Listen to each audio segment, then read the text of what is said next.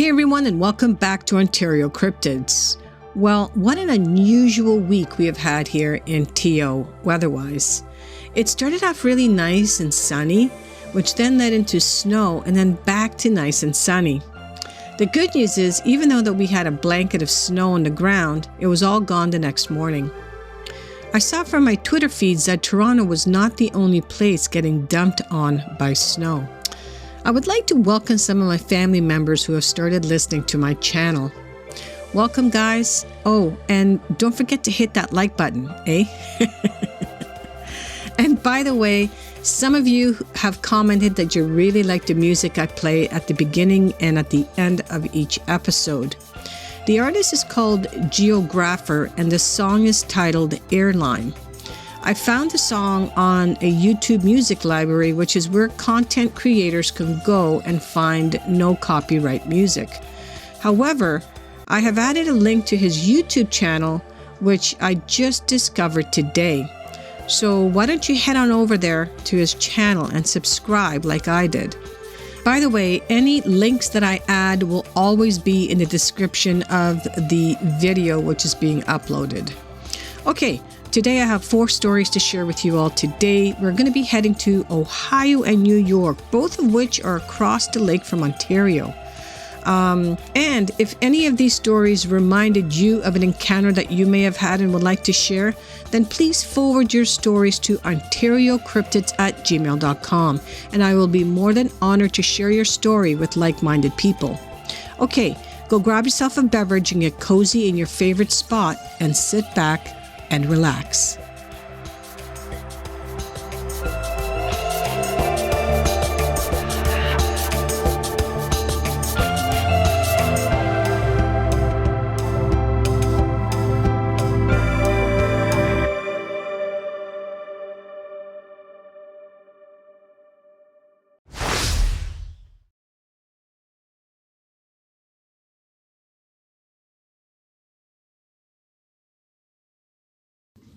This first encounter takes place on June 12, 2019.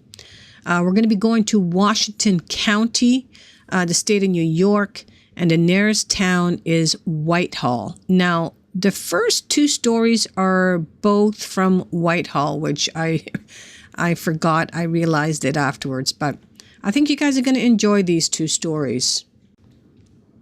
The witness was walking his dog at 4 to 5 p.m. A tractor-trailer truck nearby turned a corner around the truck and the creature stood up. Witness turned around and walked away quickly, glanced over his shoulder. The creature walked away smoothly. The dog, a beagle hound, did not notice the creature as the witness walked away.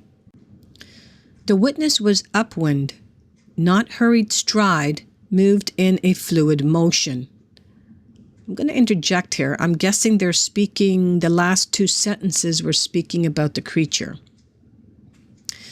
Witness and others, including Paul B., found 12-inch footprints and a bedding area nearby the following days. 2 footprint stride, approximately 6+ feet tall, slender in appearance, maybe 200 pounds. The head had a pointed cone shape, no definite forehead. Dark brown color, did not see the face well, did not have a neck, broad shoulders, 1 yard wide. The chest was non-descriptive, long arms ended near the knee. The arms only swung slightly. Saw dark hairy hands, big dark hairy legs, nothing unusual, no genitalia noticed, no smell noticed. The beagle did not notice either. The creature headed towards the only route towards a forest. This is on the north side of Whitehall, near Lake Champlain. Did not hear any noises. The witness is a hunter and knew it was not a bear. Several dumpsters from 2 restaurants and an apartment structure nearby.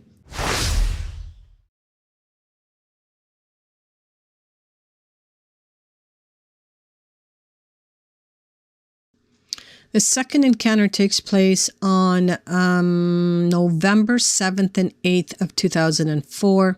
Again, we are in Washington County, the state of New York, And we are still in the town, or I should say the nearest town is Whitehall.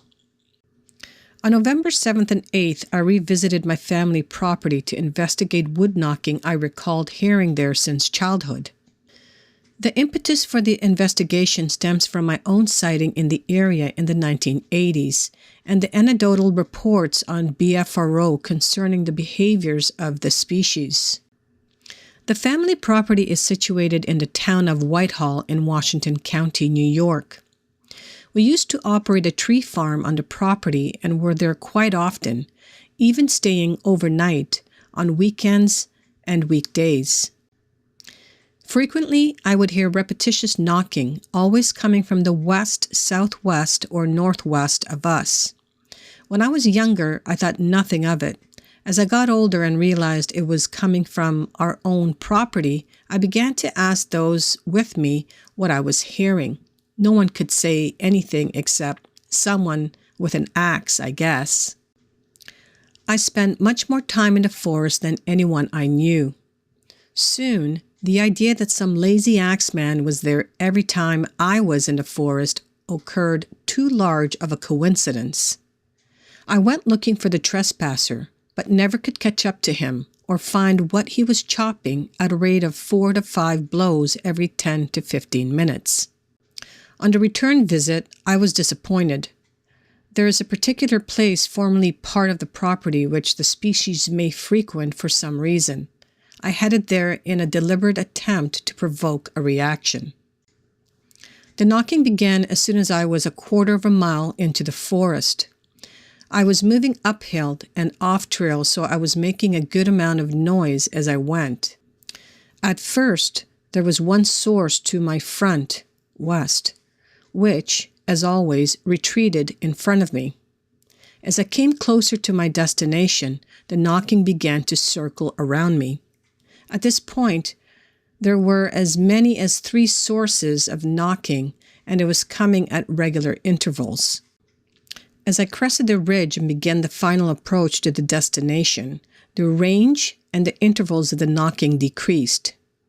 This remained steady until I reached the destination, at which point I turned and headed northward to an old farm road and homestead site occupied.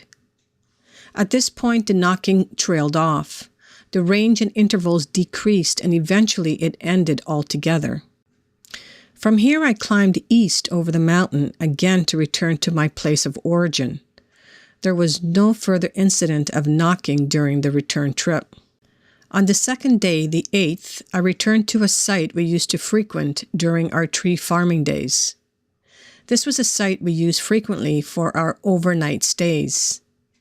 While approaching this site from the east and traveling uphill, the knocking began immediately. Again, the knocking stayed to my front, west, until I reached my destination. Once there, the knocking stopped altogether. I occupied the site for a few hours.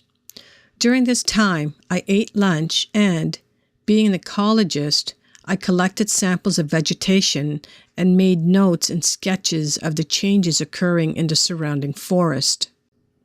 While walking the perimeter of the clearing in which the site is located, I heard a sound which is best described as buck snort, played poorly on a low-quality decoy. A snort is the noise a buck makes when he's expressing aggression or agitation. It came from the vicinity of a rock outcropping approximately 25 yards to my northwest. Thinking about it now, it was almost comical. At the time, however, I was more than a little frightened by it. I turned, walked quickly to my pack, and removed a survival rifle. As I assembled the rifle, several stones flew over my head, but near enough to me to hear them going past. As soon as the rifle was assembled and brought to bear, the rocks stopped flying and the forest was quiet. I left the area after that with the rifle at the ready. There were no further incidents. This was a scouting trip intended to assess the area for activities and the potential for a sighting. I planned to return to this area with others, wildlife biologist, for further study and observation.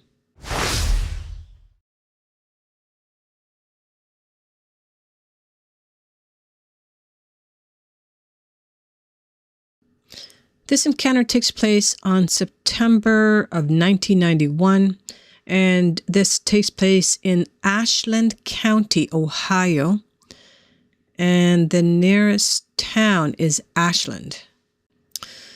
My best friend and I at the time were still in high school, and we were investigating a supposed haunted bridge one night.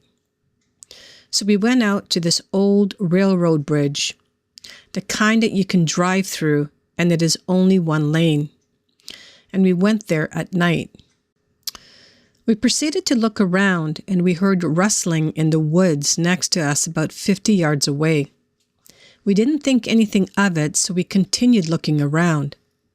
The rustling began to get closer, but we thought that it was a deer or something. So we decided to walk up to this old abandoned barn to see what was inside. Well, all of a sudden, there was this loud, deafening scream, roar, growl noise.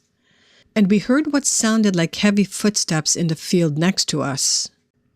I saw, running at us, what appeared to be somewhat all fours, but it wasn't a massive creature with long, shaggy hair.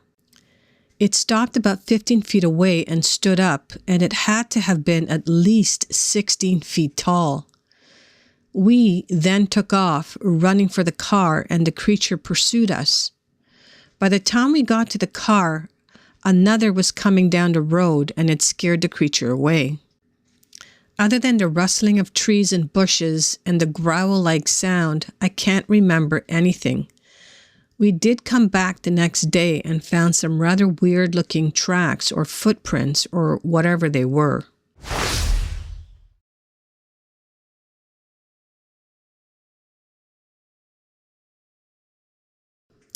Okay, this last story of the day takes place in August of 1943.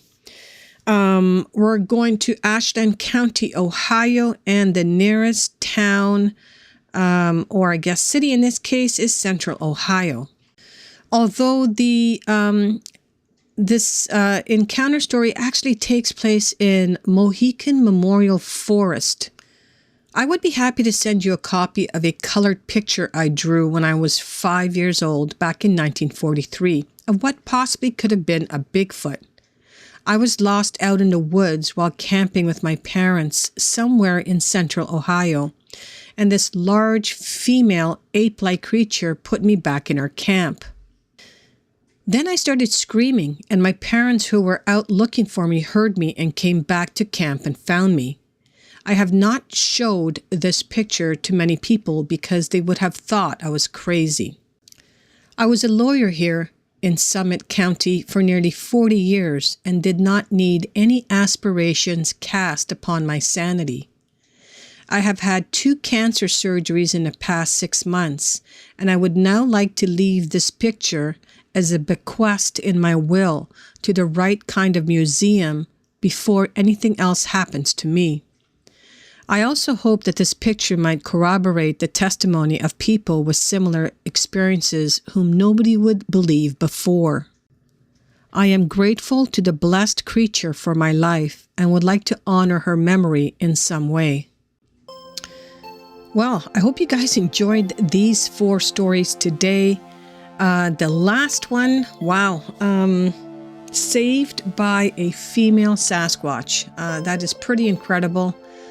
I wonder how the young child was lost in the first place. There's not really a lot of information there, just that he or she remembers being returned to the campsite and screaming for the parents. So curious whether it was kind of like how did he or she get lost, and pretty amazing though that he was returned safely, and the fact that he wants to bequeath his picture to a museum. That's pretty interesting. Anyways, you're going to see the picture obviously in the video. You have to remember it was drawn by a child at the time, so obviously it's not going to be very not going to have a ton of details in it.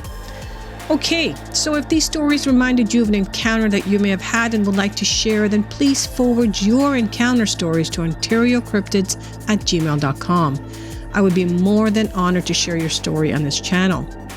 Thanks everyone for listening until the end. I truly appreciate it. Please hit that like button on your way out, and don't forget to smash that subscribe button if you're new to my channel. One thing I keep on forgetting to mention is there's also a notification bell that you can hit or smash or do whatever you would like to it. And this will ensure that you know of all of my uploads and when they occur. Or even if I think you'll even get a notification if I have anything that I post in my communities tab. But in any case, don't forget to click that as well, because then you'll definitely be up to date with all my uploads. All right. Hope you guys have a fantastic weekend. I hope it's going to be a nice weekend. Not quite sure as yet. It is sunny today, but who knows? We may be in for some rain. Okay, have a great one. I hope to see you all next week right here on Ontario Cryptids.